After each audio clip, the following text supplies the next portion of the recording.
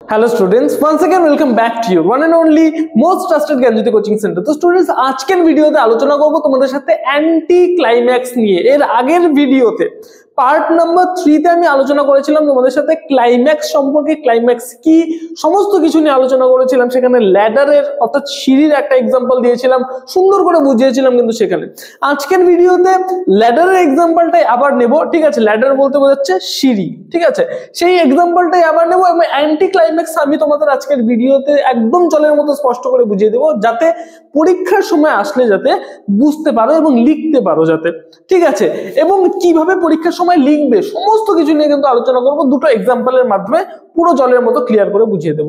চলো শুরু করা যাক উইদাউট এনি ফার্দার ডিলে। দেখো, অ্যান্টি ক্লাইম্যাক্স, ক্লাইম্যাক্স বলতে কি বোঝাচ্ছিলাম? কোনো একটা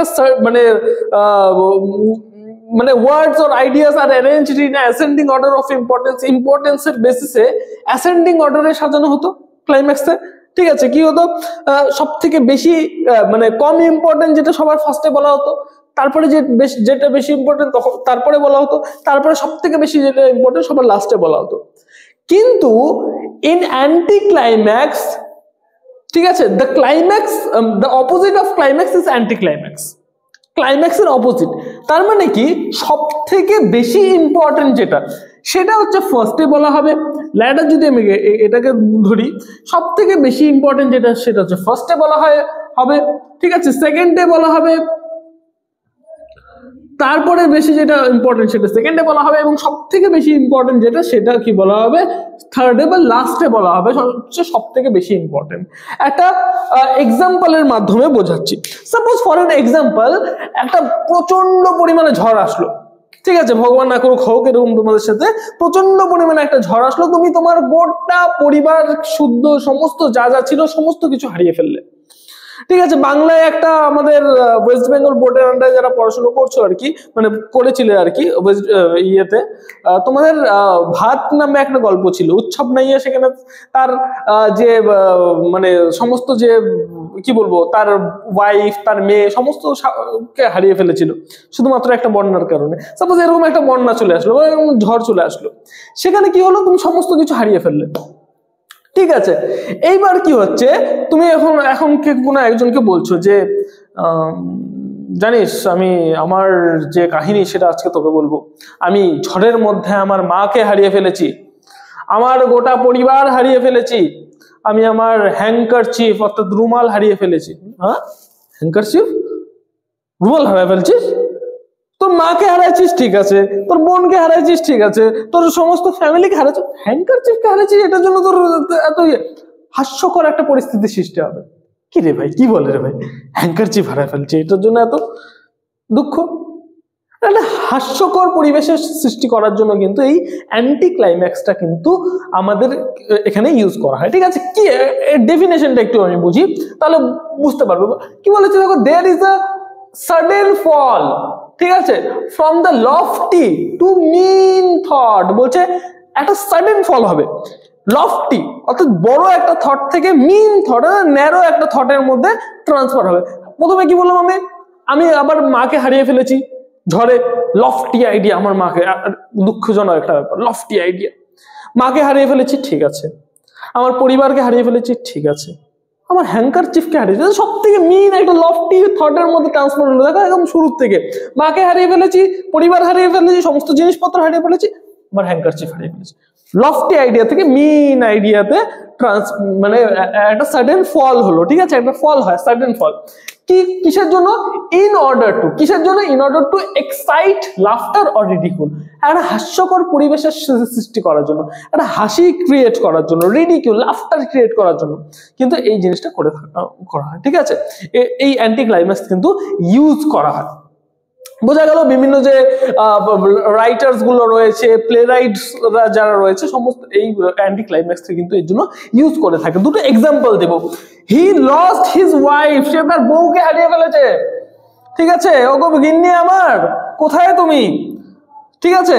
হি লস্ট হিজ ওয়াইফ, হি লস্ট হিজ চাইল্ড, তার বাচ্চাকে হারিয়ে ফেলেছে, আমার সোনা বাবুটা, ঠিক আছে, বাচ্চাকে হারিয়ে ফেলেছে, তার জিনিসপত্র হারিয়ে ফেলেছে, তার হ্যাঙ্কারচিফ হারিয়ে ফেলেছে। দেখো একটা লফটি আইডিয়া, তার ওয়াইফ তার গিন্নি থেকে ডাইরেক্ট কি হলো, ফল হলো হ্যাঙ্কারচিফে। বোঝা গেল? নেক্সট সেকেন্ড যেটা আছে, বলছে she shed a tear, ঠিক আছে, সে কান্না করলো, আমার বয়ফ্রেন্ড, ঠিক আছে, সে কান্না করলো, she shed a tear, wiped her cheek, বলছে এবার কান্না করার পরে পুরো কান্নাকাটি করার পরে কি করলো, shed his cheek, মানে তো তার গাল মুছলো, and took his smelling bottle বলতে কি বোঝাচ্ছে, পারফিউমের বটলটা উঠালো। দেখো একটা লফটি আইডিয়া থেকে একটা মেইন আইডিয়াতে হচ্ছে কি হলো, একটা সাডেন ফল হলো। ঠিক আছে, সাপোজ সে তার প্রিয়তমাকে হারিয়ে ফেলেছে, সে চোখের জল ফেলছে, বা সেই চোখের জলটাকে মুছার পরে কি করলো, তার স্মেলিং বটলটাকে উঠালো। এটা দেখো লফটি আইডিয়া থেকে মেইন আইডিয়াতে ট্রান্সফার হচ্ছে। তো স্টুডেন্টস, এই ছিল আমাদের আজকের অ্যান্টি ক্লাইম্যাক্স। এবং পরীক্ষায় আসলে অবশ্যই ফার্স্টে লিখবে, পয়েন্ট করবে হচ্ছে আইডেন্টিফিকেশন পয়েন্ট করার পরে তুমি লিখবে this is the case of anti climax. এবার ডেফিনেশন পয়েন্ট করবে। আমার যে আগের পার্টস গুলো আছে না, সেই পার্টস গুলো দেখলে পরে বুঝতে পারবে যে কিভাবে করে। এই প্লেলিস্ট বানানো আছে, অবশ্যই ভিজিট করো সেই প্লেলিস্টে, এবং প্লেলিস্টে ভিজিট করার পরে চ্যানেলে নতুন থাকলে অবশ্যই চ্যানেলটিকে সাবস্ক্রাইব করো, পাশে থাকা বেল আইকনটি হিট করতে ভুলবে না। বাঁকুড়া ইউনিভার্সিটির অধীনস্থ পরবর্তী সেমিস্টারে যদি তোমরা অ্যাডমিশন নিতে চাও, অবশ্যই যোগাযোগ করো জ্ঞানজ্যোতি কোচিং সেন্টারের অফিসিয়াল দুটো হেল্পলাইন নাম্বার 6295916282 এবং 7076398606।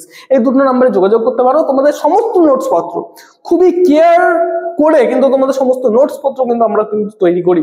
ঠিক আছে, আমি তোমাদের পার্সোনালি ক্লাসেস গুলো নিব, অবশ্যই চ্যানেলটিকে সাবস্ক্রাইব করবে। কি বললাম আমি, যে এই যে ইয়েটা আছে, ঠিক আছে, 2 নম্বর পয়েন্ট হবে যে ডেফিনেশনের মধ্যে এখান থেকে এত না, পুরো রাটটা মারো রাটটা একদম হুবাহু ছাপিয়ে দিয়ে চলে আসো। এবার থার্ড যেটা পয়েন্ট হবে সেটা হচ্ছে এক্সপ্লেনেশনের মধ্যে তোমরা কি করবে, ধরে নাও এটা চলে আসলো, নাম্বার 1 দিয়ে এটা চলে আসলো, এটা শুরুতে লিখতে হবে তোমাদের। আইডেন্টিফিকেশন পয়েন্ট করবে, this is the case of anti climax. Definition point করবে, এটাকে রাট্টা মেরে লিখে দেবে। এবং থার্ড যেটা পয়েন্ট হবে সেটা হচ্ছে এক্সপ্লেনেশন পয়েন্ট করবে। এক্সপ্লেনেশনের মধ্যে কি বলবে, যে in that case there is a sudden fall from he lost his wife and to his handkerchief. ঠিক আছে, in order to excite laughter or ridicule, বাস দ্যাটস ইট। এতটুকু লিখলে পারে, এটাকে জাস্ট একটু এক্সপ্লেইন করে দেবে 2 লাইনে, তাহলে তোমাদের দেখবে 3 নম্বর তোমরা তোমাদের খাতায় নিয়ে আসতে পারছো। একদম স্কোরিং একটা পয়েন্ট এখানে কিন্তু তোমাদের স্কোর করতে হবে। দেখা হচ্ছে একটা নতুন ভিডিওতে নতুন কোনো টপিকের সাথে। Till then keep learning, keep exploring. Thank you so much.